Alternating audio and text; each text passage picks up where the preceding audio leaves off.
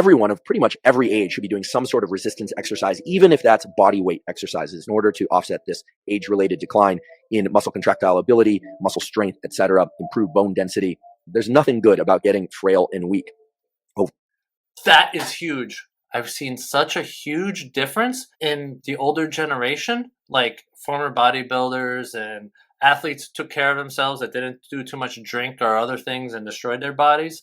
Those people tend to be a lot more resilient in their older age, walking with like a longer stride so their legs could reach, and they have better balance than their sedentary older counterparts. Sedentary meaning inactive counterparts. Those people, they'll have increased falls, which then puts you at risk for dangerous things like breaking your pelvis or your knees. Hello there, I'm Cardona, Fully Healer Sports Massage, and today I wanted to actually do another video review because I think it went really good, and I like building off of what other people talk about because sometimes you come at it from a different perspective. Even though you both might be professionals, even great minds view things from a different viewpoint. So I wanted to actually look at one of my favorite speakers, great intellectual mind, Andrew Huberman. I think he's great. I think he gives a lot of wonderful information. And I also, for those of you that don't know Andrew Huberman who are watching this, I also want to introduce you to him because I think he's a valuable resource.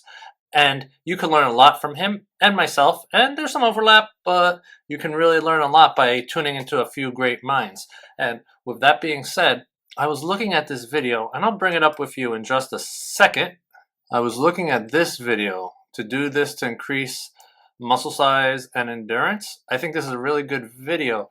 Now, one of the things that I wanted to talk about is that, like the other video where I looked at Arnold Schwarzenegger, I just want to kind of let it play a little bit and then do some commentary on it. All right, so I'm going to bring this up to about 1.5 speed.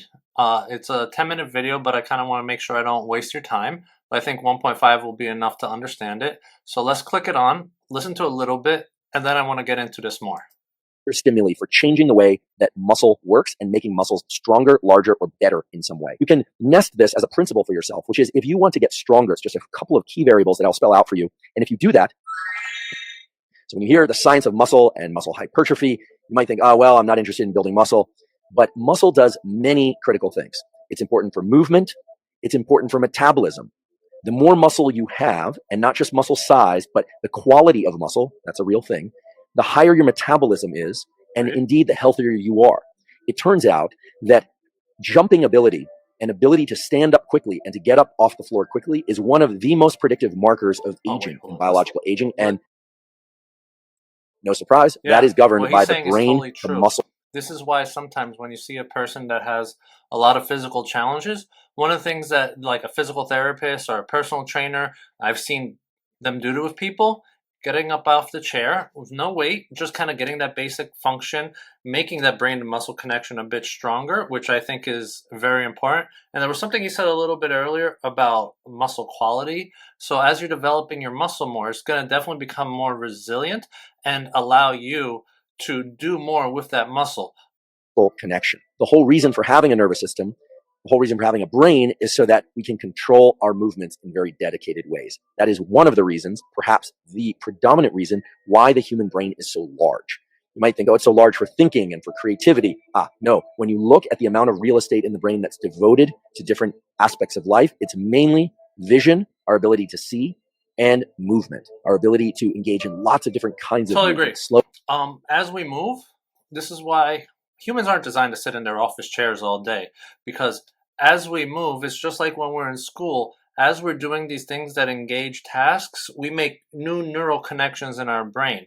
And with movement, if you're sitting down in a chair all day, you're not going to gain some of those movements, which is why I like things like animal flow, Tai Chi, and other body weight based exercises or disciplines, because they really do allow you greater proprioception and help you allow you to move better in space. So let's continue on. Listen to Mr. Andrew Huberman. Low movements, fast movements, explosive, etc. Heavy weights can help build muscle and strength, but they are not required. What one has to do is adhere to a certain number of parameters, just a couple of key variables that I'll spell out for you. And if you do that, you can greatly increase muscle hypertrophy, muscle size, and or muscle strength if that's what you want to do. And you don't necessarily have to use heavy weights in order to do that. Now, I'm sure the powerlifters and the the people that like to move heavy weights around will say, no, if you want to get strong, you All right. absolutely have I'm to kind lift of on heavy. that strong person side, but if you're at a beginner level, I could see how you don't necessarily have to lift heavy weights because you need to build a foundation and you can gain strength from foundational movements. I mean, let's use an infant, or maybe not an infant, but a young one, like kid that's like learning to walk. I don't know what age that would be. I'm guessing around 6 months to 1.5 years. But as the kid's moving, you're going to see they go from being like a little potato, just laying, not really using their legs, to they get the upper body strength. They begin to crawl, and just that little crawling movement, the body weight makes the arms stronger. Eventually, they can push themselves to stand up, and then they do the little wobbly walk, and they're gaining strength actually just by practicing patterning certain movements. So, yes, I do see for some population, Andrew is right, but when you're an adult to gain strength, there's a real good argument to be made that you actually have to do it with weights that are heavy to you, challenging to you, not the same thing that you're going to see a bodybuilder or something lift. So you don't want to be trying to compete with like Ronnie Coleman, Arnold Schwarzenegger, or any of the more recent bodybuilders, but it's what's heavy for you. Weight. And that might be true if you want to get very strong. But for most people who are interested in supporting their muscular such that they offset any age-related decline in strength or in increasing hypertrophy and strength to some degree, there really isn't a need to lie about the Henneman size principle, which many people out there are doing, and claiming that you absolutely need to use the heaviest weights possible in order to build strength. Now, why would he go and call people liars? Maybe they're just really dedicated to it and they believe it in their heart. That I'm kind of a little saddened by, that he would just straight up call them liars without knowing their backgrounds and whatnot.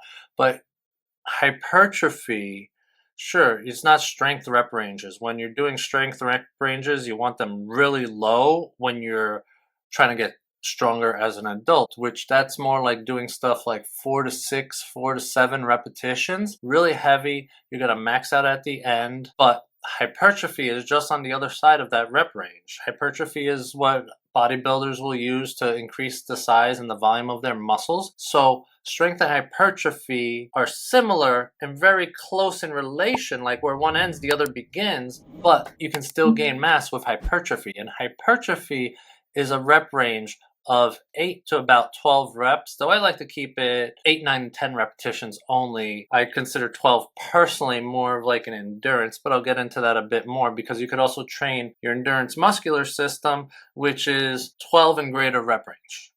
All right, so let's continue on and let's hear about his 3 major stimuli.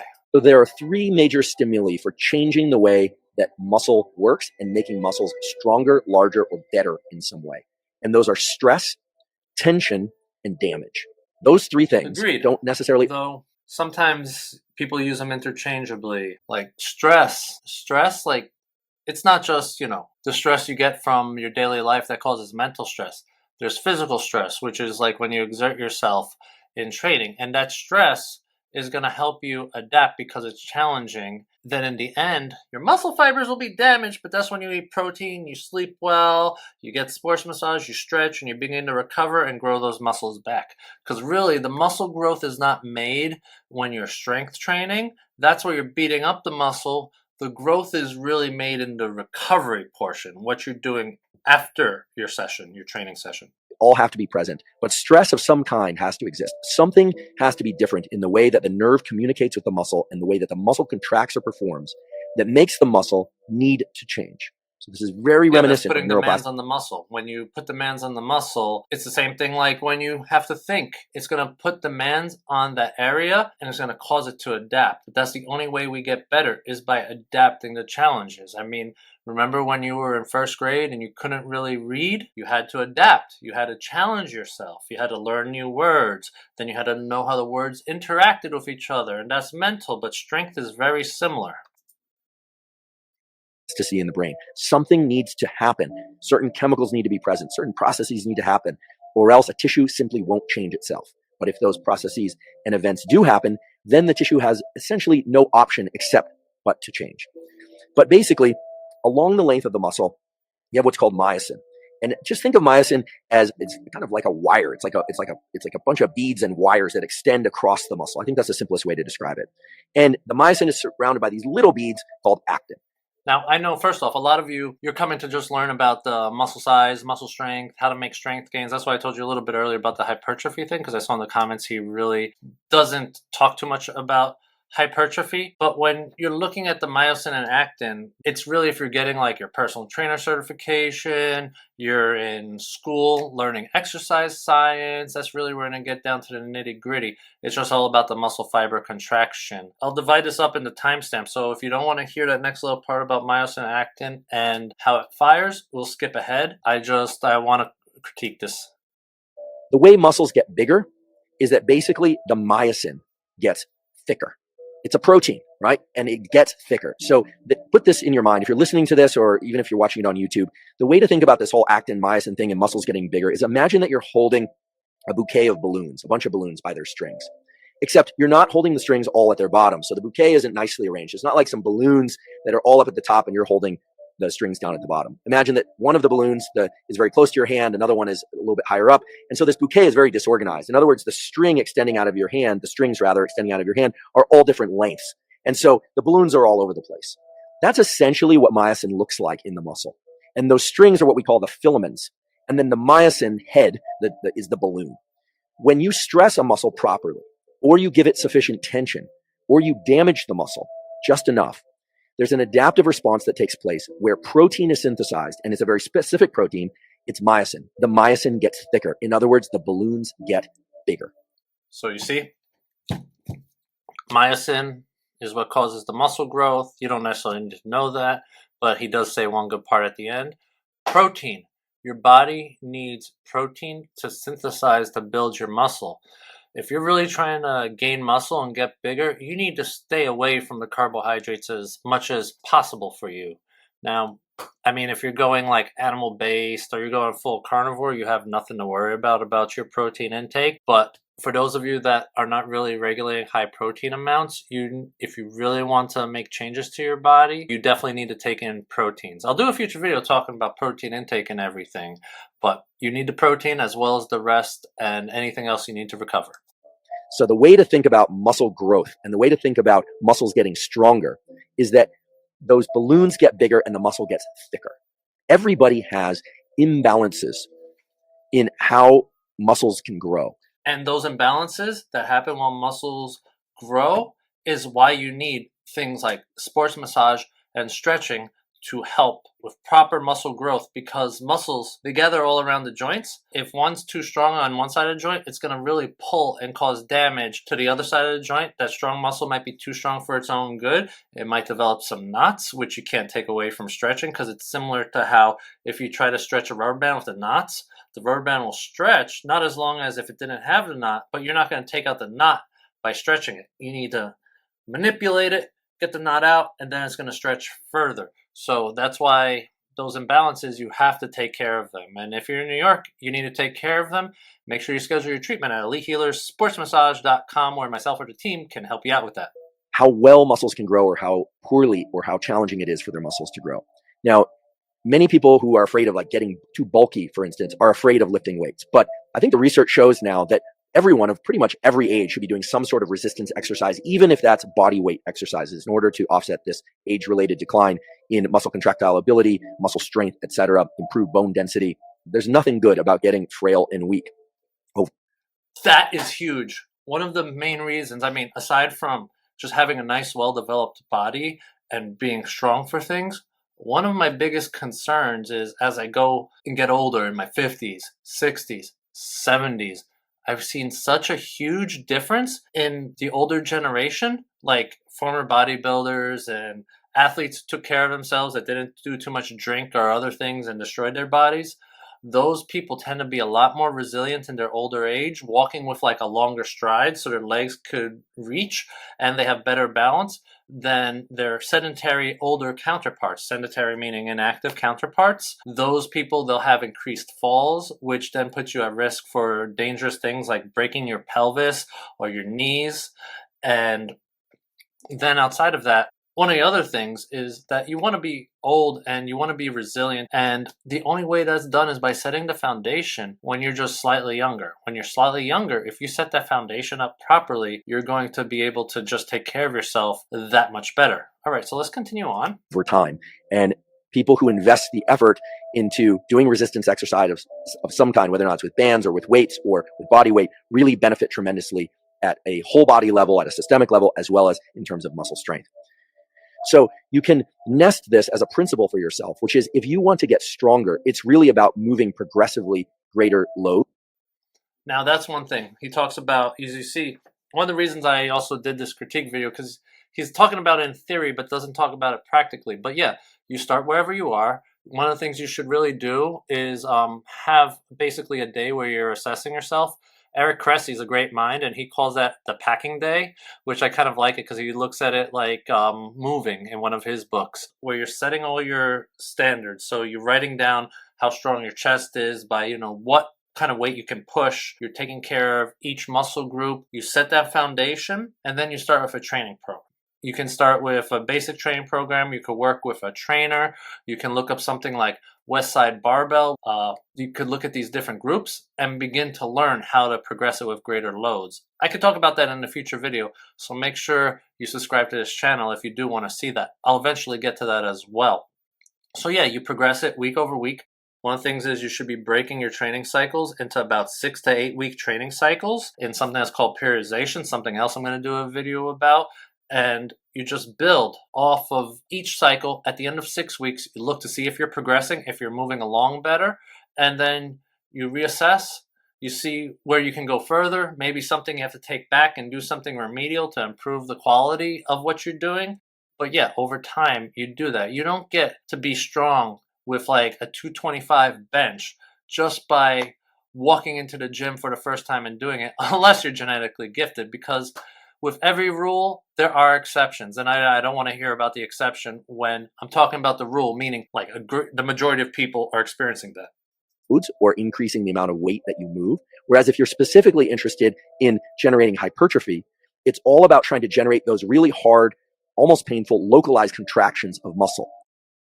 Now, really hard, really painful, I don't think he's picked the best words. I think it's better to say that when you're doing any kind of exercise, by the last few repetitions, you really want to struggle with it. They want to feel like,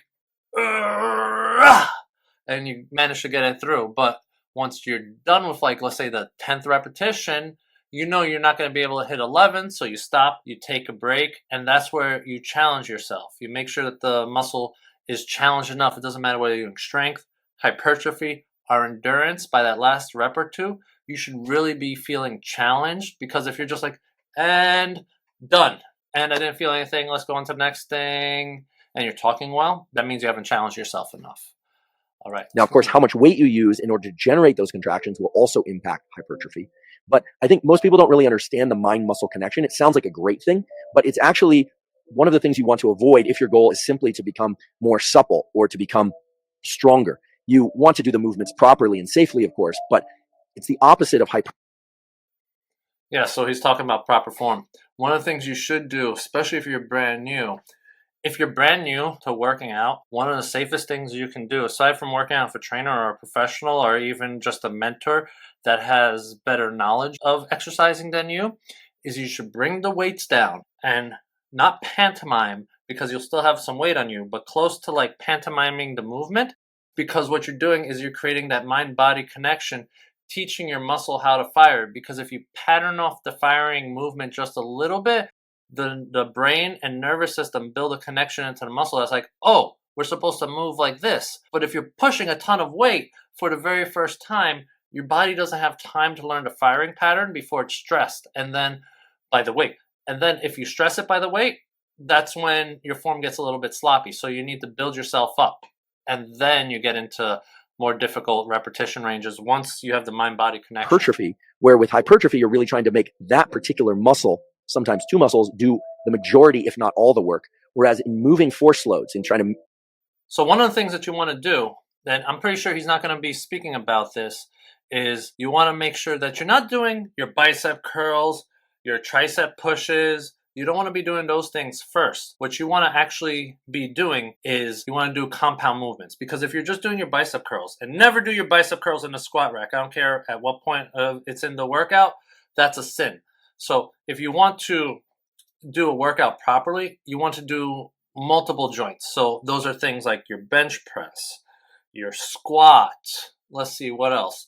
Lat pull down. I'm moving at the shoulder, I'm moving at the elbow, and you do multiple joints because then you fatigue those multiple joints. If two muscle groups on either side of multiple joints have to work and you pre-fatigued one, you're not going to get into the other muscle as good. So you want to make sure that you do your big compound movements at the start of your workout, and then you go into the single joint exercises later. Because like, let's say you really want to develop your triceps, well, guess what? When you're benching, triceps is a secondary muscle group to the pecs that you're actually working. So do the tricep work afterwards, work that bench, work with a trainer or work with a mentor to kind of know what should be paired with what. The majority, if not all the work, whereas in moving force loads, in trying to generate activity of any kind, like lifting a bar or doing a chin-up or something, those so-called compound movements that involve a lot of muscle groups, if your goal is to be better at those, you want to avoid isolating any one particular muscle. Now, what's very clear now from all the literature that's transpired, and especially from the literature in this last 3 years, is that once you know roughly your 1 repetition maximum, the maximum amount of weight that you can perform an exercise with for 1 repetition in good form, full range of motion, that it's very clear that moving weights or using bands or using body weight, for instance, in the 30 to 80% of 1 rep maximum, that is going to be the most beneficial range in terms of muscle hypertrophy and strength, so muscle growth and strength. Yes, it will still be, but if you're beginning, hypertrophy, while it might develop size, still develops strength. So don't worry if you're a beginner. But also, Mr. Big Brain over here, he talks about the 1 rep max. If you are just starting, do not start with 1 rep max testing. One of the best things is to start with 10 rep max training, because if you're doing 10 rep max training, you're still going to be able to calculate all the numbers from your 1 RM to your 15 RM to your 12 RM. But when you're doing max strength training and it's your first time, the failure, you're guessing, and the failure is a much higher risk. If you're doing 1 rep max training and you're a beginner, you should do 10 rep max training. You could look it up. I can make a little video in the future talking about it, but you really should be doing 10 repetition maximum if you're going to be testing yourself and you're brand new. If you're moving weights that are in the 75%, 80% range, or maybe even going above that, 85 and 90%, you're going. So the 85 to 90% rep range is repetitions based off of your 1 rep max, which when you're brand new, like I said, you don't want to be pushing initially until you know where you are. If I remember properly, and you could write it in the description if you want, but like an 8 to 10 rep max is, I think, right around 70% of what your 1 RM is, and you can still calculate from there. There's 1 rep max calculators that you can easily find. There's 10 rep max calculators you could easily find on the internet. Punch in the number you did for 10 reps and figure out what your weights are for every different type of repetition. Going to bias your improvements towards strength gains. This is true. And if you use weights that are in the 30% of your 1 repetition maximum, or 40% or 50%, and doing many more repetitions, of course, then you are biasing towards hypertrophy and what some people like to call muscle endurance, repetition maximum, or 40% or 50%. Yeah, those low numbers of 40, 50%, that's like endurance. That's about 12, 15, sometimes 20 repetitions when you're doing that. Okay, so I'm going to explain it this way. A marathon runner and a bodybuilder, they're both well-developed athletes. Now, the marathon runner, I've never seen a big and sizable marathon runner, but I've never seen a really leaned out bodybuilder. And that's because they're choosing different repetition ranges. Even though the marathoner is running, it's not really repetition, it still falls into that endurance. I mean, if you're running even more than, let's say, 5 miles, that's going to be a good amount of endurance, never mind going to 26.2 miles. And so you're developing 2 different types of muscle fibers in the muscle fiber. There's fast twitch and slow twitch. I'm not going to get too much into it, but fast twitch if you're training those at the lower repetition ranges, it makes you bigger. If you're training slow twitch, it stays smaller and doesn't grow as much. And doing many more repetitions, of course, then you are biasing towards hypertrophy and what some people like to call muscle endurance. But that's a little bit of a complicated term, because endurance we almost always think of as relating to running or swimming or some long bouts of activity. So 30 to 80% of one repetition maximums, it doesn't really seem to matter for sake of hypertrophy, except at the far ends when you're really trying to bias for strength. So we can make this simple. Perform anywhere from 5 to 15 sets of resistance exercise per week, and that's per muscle, and that's in this 30 to 80% of what your one repetition maximum. That seems to be the most scientifically supported way of offsetting any decline in muscle strength. Yeah, so I kind of agree. Now, you don't want to calculate. You don't want to be as nerdy as Dr. Huberman or even nerdy as myself. Let's break it down this way. So, without being too nerdy about it and being too technical, if you really want to develop the proper muscle strength for yourself, what you have to do is start safe. Learn what you can do, what you can't do in terms of output with strength of your muscle. Then what you do over time is you build into the proper repetitions for the weight. You learn that. And once you learn the proper repetitions, then whenever you're working out, you have to make sure that your last 1 to 2 reps is as challenging as it could be without you losing your form. Because when you keep good form and by that last rep you're really challenged, you're going to develop your body, you're going to challenge your body, and then after you eat and you sleep, that's when your body's really going to be making the gains and the changes that you are desiring. If you're working in the kind of 5-set range and in increasing muscle strength when you start to get up into the 10 and 15 set range. If you have muscles that are challenged, I disagree with building strength like at the 15 rep range. I think really any type of strength stops at the outer window of hypertrophy. You will gain an endurance type strength, but it's not the same as a strength that I know a lot of you viewers are challenging to contract. It's going to take more sets in order to stimulate the desired effect in those muscles, not fewer. Okay? If you have muscles that you are very good at generating force within, it's going to take fewer sets. Now, how many sets? You are going to have to determine that. It's going to depend. For those of you that are using like 50% of your one repetition maximum, because you're doing a lot of repetitions, you might find that 3 or 4, 5 sets will maintain the muscle. You might decide to do that once at one point in the week and then do it again, right? So if you're going for 10 sets a week, you can divide that among 2 sessions. You can do that all in one session.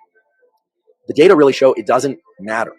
There are some differences in terms of whether or not you're trying to generate maximum intensity within a workout or whether or not you want to spread that out. But in general, resistance workouts of any kind tend to be best favored by workouts that are somewhere between 45 minutes and 60 minutes. Yeah, that's for best results. But you can still achieve a lot from a 20 to 30 minute workout. And if you're really pressed for time, it's better to get that 20 to 30 minute workout in than not getting any workout in. Yes, it is better to do something like 45 to 60 minutes. But don't let that rule stop you from working out if you're really serious about hitting your goals.